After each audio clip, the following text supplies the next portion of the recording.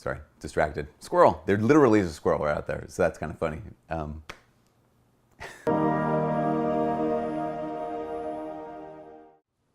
Hi, my name is Father Mike Schmitz, and this is Ascension Presents. So, the one. If you are someone who would like to get married, you probably have dreams of the one. I remember being kind of captivated by this idea back, back when I was dating before the seminary.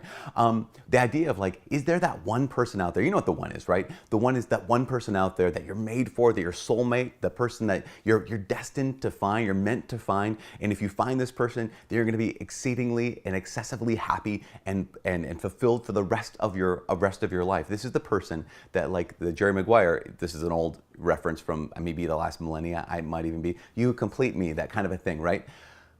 Is there such a thing as the one? Well, answer, no, and yes. Let's get into that. I remember when I was in college, our college chaplain is a priest, and at one point I remember him telling me, he said, yeah, there are probably about 15 women that I know in my life that I could have married and been just as happy with as with anyone else.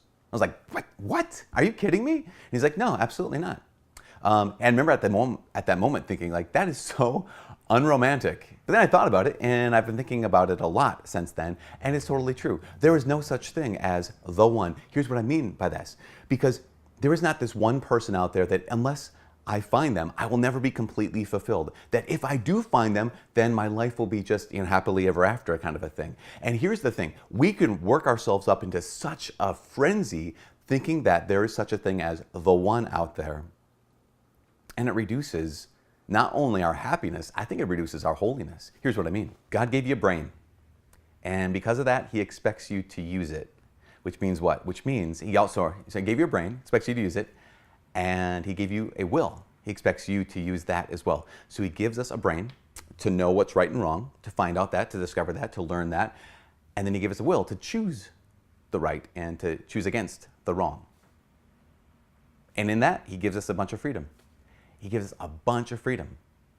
The freedom to choose your spouse, the freedom, in some sense, even the freedom to choose your vocation. If I base my decisions off of this idea that somewhere out there, there's this one person, the soulmate. Now, is there people that you have a great affinity with? Absolutely. Are there people out there that you can have like a best friend? Absolutely. Is it possible for you to one day marry your best friend? Absolutely. That is a kind of a thing sometimes people get to do. That's awesome. That's wonderful. That's fantastic. But the idea of the soulmate, the idea that there's one person out there, then if you find them, you'll be as perfectly maximally happy. And if you don't find them, you will not be quite as perfectly maximally happy. I don't know. Here's the problem with it. First problem with it is this.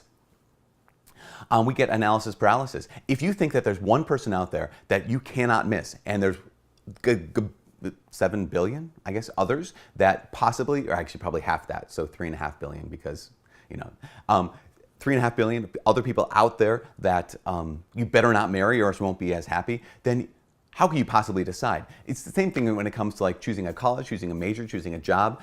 It's like, okay, no, I need to find the perfect college, the perfect major, the perfect job that will make me absolutely perfectly happy. And if I don't do this, I'll be completely unfulfilled for the rest of my life. Or at least I won't be as happy as I possibly could be. And so what happens is you don't make any decisions. Why? Because you need to make the perfect decision. That translates into the second thing.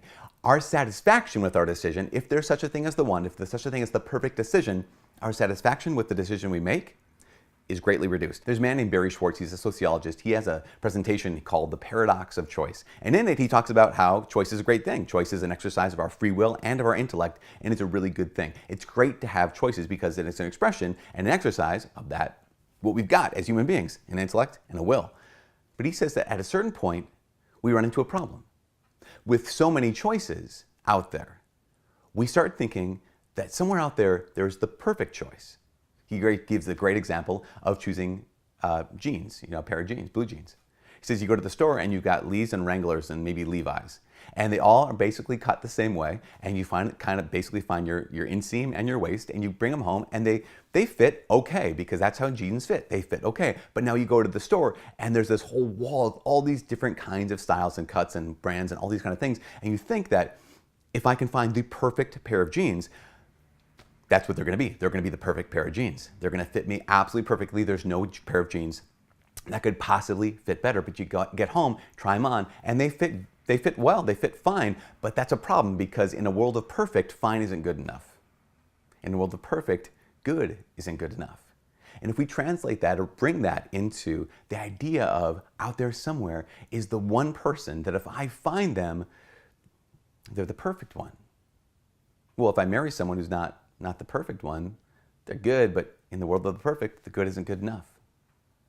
There's no such thing as the one out there. Because here's the last piece. Because I think looking for the one is misunderstanding of what marriage is supposed to be. Marriage isn't my own giant personal fulfillment project. Or if I find that one person, then I'll be maximally, optimally, perfectly happy.